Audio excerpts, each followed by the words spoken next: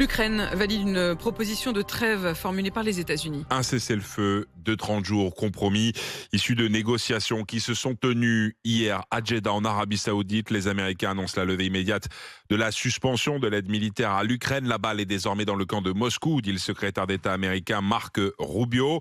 Un entretien téléphonique entre le CIA et les services de renseignement extérieur russes a eu lieu.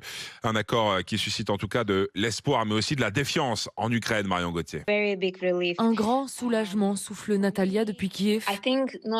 Les forces ukrainiennes n'auraient pas tenu longtemps sans l'aide des États-Unis, estime la jeune femme. J'espère vraiment qu'il y aura un cessez-le-feu qui amènera le retour des enfants enlevés par la Russie, des prisonniers. Mais après 3 ans de combats à grande échelle, certains comme Alexandra ont appris à ne plus espérer. Ma première réaction a été « Ok, tant mieux, 30 jours sans qu'il y ait des morts ». Mais ma seconde réaction a été « Je ne crois pas que les Russes respectent un cessez-le-feu ». Sergueï peine à y croire aussi. Ce volontaire aide à équiper certaines unités ukrainiennes dans la région de Soumy, près de la frontière. Nous sommes fatigués de cette guerre, mais d'un autre côté, nous avons dépensé trop de temps, de vie, de ressources à lutter. Nous voudrions une paix qui soit juste. Il espère que des négociations distinguent l'agresseur et l'agressé.